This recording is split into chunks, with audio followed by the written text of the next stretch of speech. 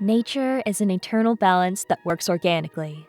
Or at least that's what Frank Lloyd Wright, an architect who took the world of architecture to the next level during his career, thought. Today, we will explain his artistic legacy and how it has endured over the years. So, get comfortable and let's begin this journey. Don't forget to subscribe and hit the notification bell to stay updated on our design explorations. Now, let's dive in. Who would have thought that Frank Lloyd's birth in 1867 would have such an impact on the modern culture of home building? Not only in terms of practicality, but also in terms of aesthetics.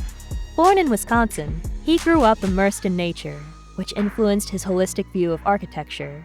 His career began in Chicago under the tutelage of Louis Sullivan at the Chicago School, where he absorbed the principle of form follows function. Wright's influence on modern architecture was no small matter. Wright was one of the forerunners of the Prairie style, which was important to him because of the horizontal form in these structures that respected the nature of the prairie and its gentle undulations. He believed that ornamental form should be designed to be functional, using good colors, soft textures, and living materials. He believed in the connection between the construction of a building and its decoration, environment, and surroundings, considering them integral to the structural elements of the design. For him, architecture should transform a place of residence into a work of art that is expressive, beautiful, and harmonious with the lives of its inhabitants. And to achieve the perfect form he was looking for, large enlarged fireplaces, cruciform floors, and open spaces connected to galleries and terraces, all with the very clear objective of creating a more organic architecture. The materials used were simple, including plaster, wood, and brick, with little ornamentation, emphasizing the horizontal bands of windows.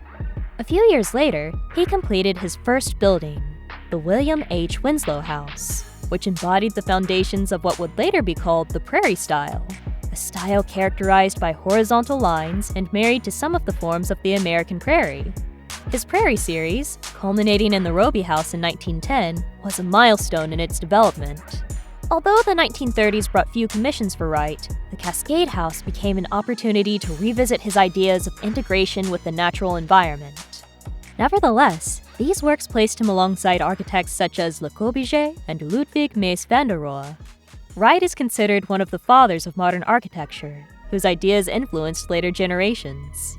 In 1901, Ladies' Home Journal published his designs for the Prairie House, marking the beginning of the Prairie style. Wright's influence extended to works such as the Taliesin West in Arizona and the Guggenheim Museum in New York. During the Great Depression, he designed affordable Usonian homes, demonstrating that minimalist architecture could be accessible. Now we need to delve into his constructions, especially into what this artistic style entails. We need to discuss how art can flourish in a time of despair. The Great Depression was a very hard time for the United States. The economic situation was completely devastated. It was a rather dark year that brought many businesses and families to their knees. But if anyone managed to stand out among those who lived through it, it was our beloved protagonist. During the Great Depression, Wright realized that people needed affordable housing with more inviting designs. This was one of the main pillars that would help shape his style, creating his own design for the Herbert Jacobs House in Madison.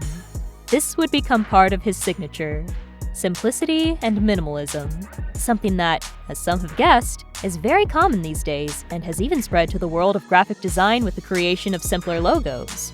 His works after the Great Depression were quite numerous and important to recount.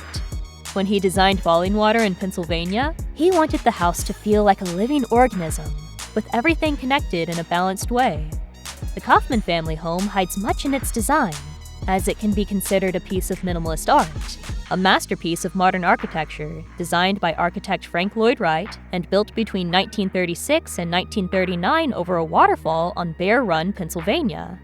The house bears a significant Japanese influence in the building's relationship to its surroundings and its appreciation of interior space. Wright, an admirer of Japanese culture, incorporated elements such as horizontality, gently sloping roofs, and long eaves to evoke the mountainous geography of Japan and the vast prairies of Wisconsin.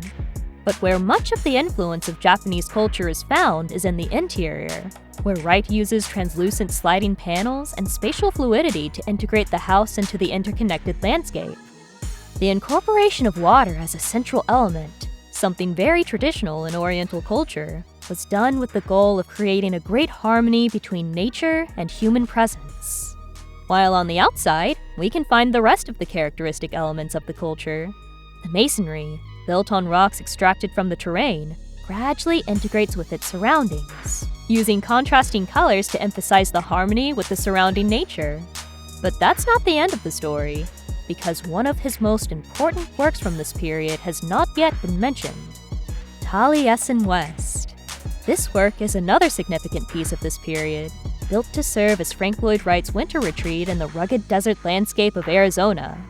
The structure blends into the landscape, constructed of local rock bonded with desert sand and accented with redwood beams and splashes of Cherokee red.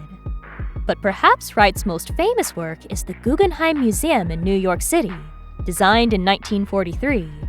It is an open, exciting, and innovative space, with a spiral ramp leading to a vaulted skylight that fills the space with natural light.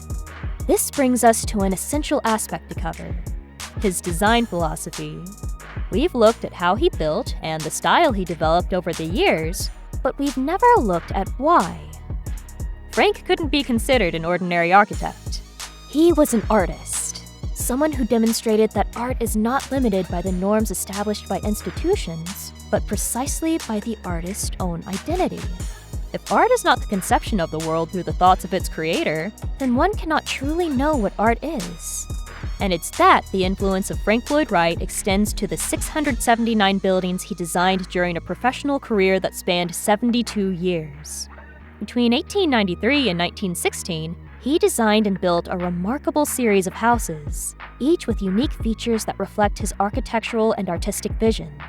Some of these houses include the Winslow House between 1893 and 1894, the Bradley House in 1900, the Dana Thomas House between 1902 and 1904, and the Robie House between 1908 and 1909. Each of these residences contributes to the richness of Wright's architectural legacy, demonstrating his ability to integrate functionality, aesthetics, and a connection to the environment in a unique symbiosis. This list of homes represents only a fraction of Wright's extensive portfolio. Each project is a tangible expression of his philosophical ideals and artistic genius. Thank you for joining us today to review the father of minimalism, Frank Lloyd Wright. A style that transcends architecture and is now the norm for greater aesthetics is just a glimpse of what an artist can accomplish by defining an era. If you enjoyed it, share your thoughts in the comments below. Hit the like button, and be sure to subscribe for more insights into the world of architecture.